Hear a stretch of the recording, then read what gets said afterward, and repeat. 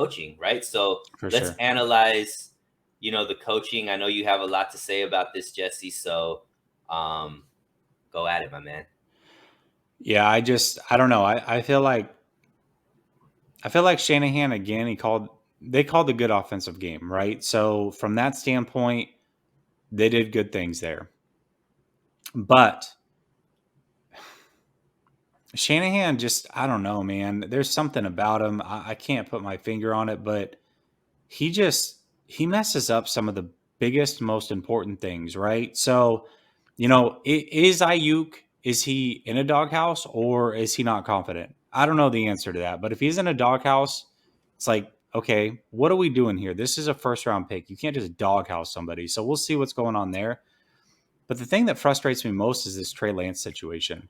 So we talked about how they cannot alternate these guys in and out. It's not fair to Jimmy, right? At this point, we both wanted Lance to start, but he's not starting.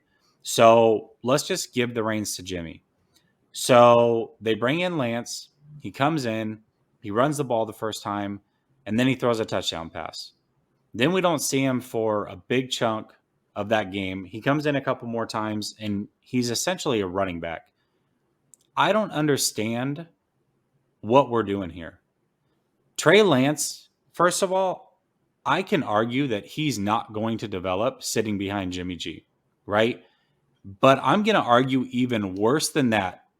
He's not going to develop coming in and just being a glorified running back. That's Right. not going to work. The reason he's not playing is because his pocket passing was not up to snuff. We saw it, Shanahan saw it, and Shanahan even talked about it. He talked about how that's where rookie quarterbacks are their weakest, and that's where rookie quarterbacks need to improve. And he thought that Lance had good pocket passing in college, and it was something they could work with, but he is an athlete. And he said that athletes do not win long term in this league. He has to learn to be a pocket passer, and they are going to work on that and develop that with him. Where? When? Right. Bringing him in to be a running back is not the answer. Like that's the most contradictory thing that you can do when you're trying to develop this young player. You're not good at pocket passing, come in and run the ball.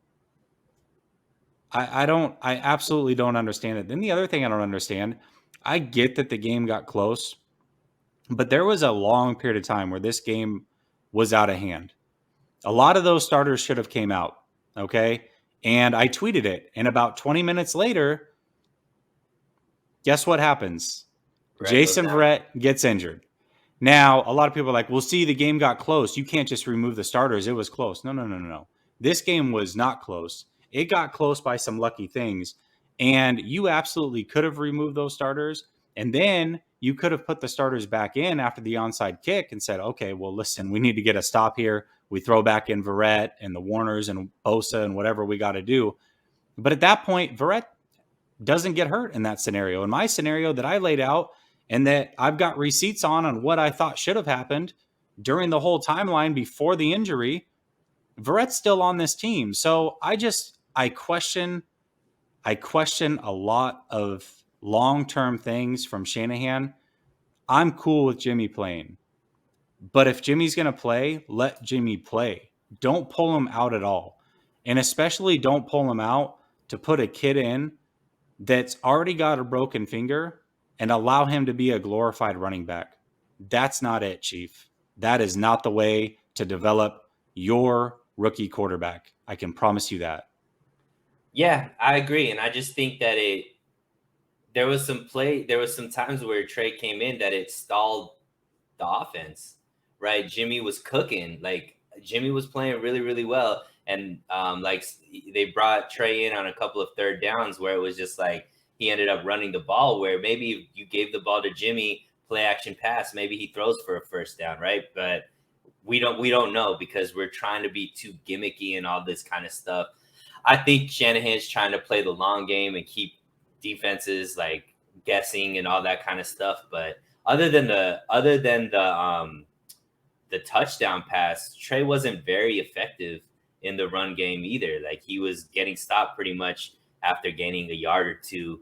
Didn't really break off any large runs. So I agree with you with that. Now, as far as the Brandon Ayuk thing, look, did you get a chance to watch the Dallas Tampa Bay game? Yeah.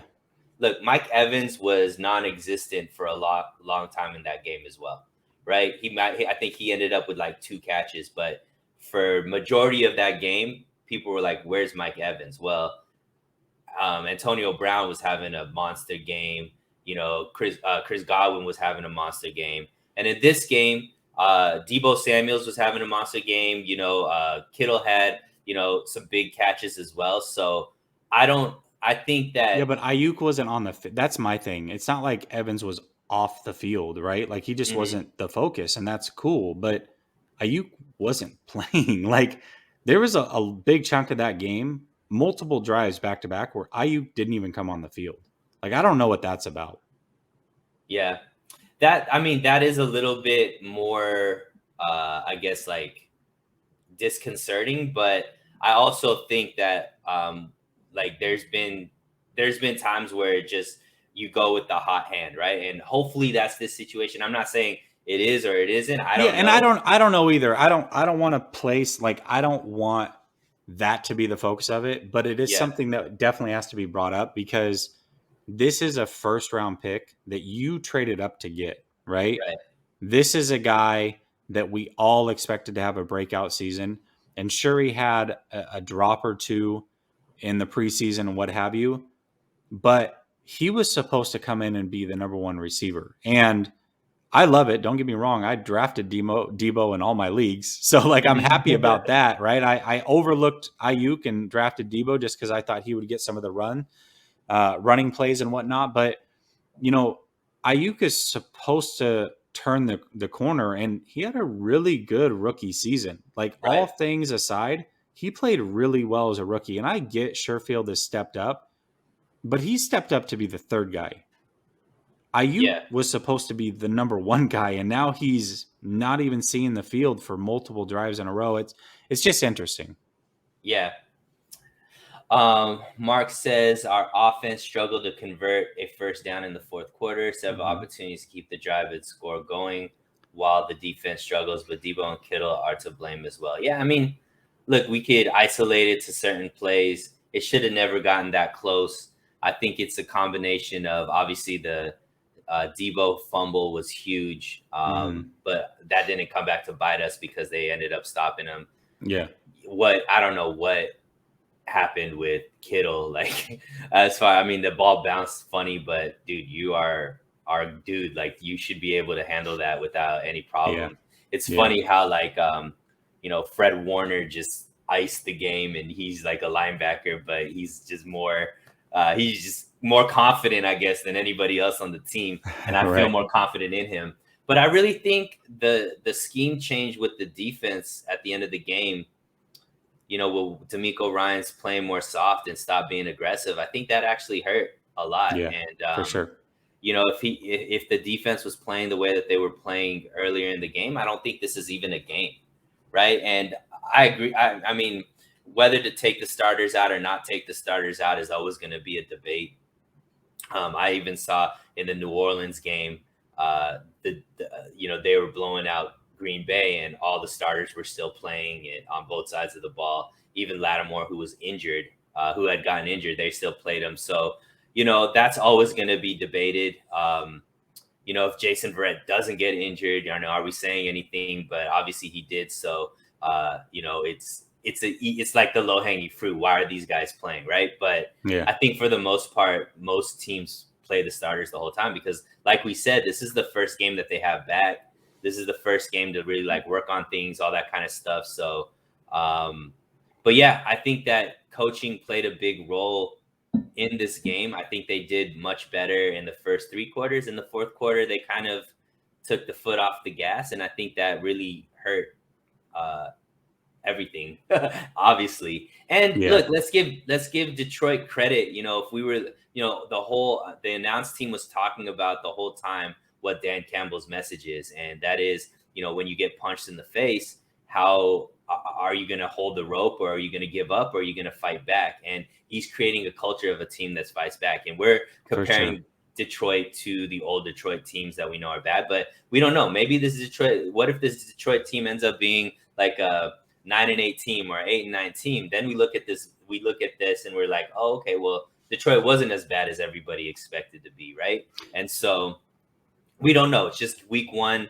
where it's overreaction, overreaction For Sunday. sure. So, but overall, Eagles are going to be a much tougher matchup. I think that the coaching staff has to be better. Right? You got to put, especially with guys going down, you got to put people in the right position, and on both sides. And DeMeco Ryans is learning, but he needs to, he's not going to be able to get away with it against the Eagles like he was against Detroit with some of these errors. So, let's not forget too. I mean, we're looking at a whole new coaching staff, and a lot of pretty much everybody over there this is their first time. Like, we talk about how tough it can be for DeMeco Ryans being a first-time defensive coordinator, but we can say that across the board for the Lions, right? Right. And I actually thought that this would be a close game. I said it would be 24-17. I respect the Lions for what they bring to the table, and I thought it would be a tough game.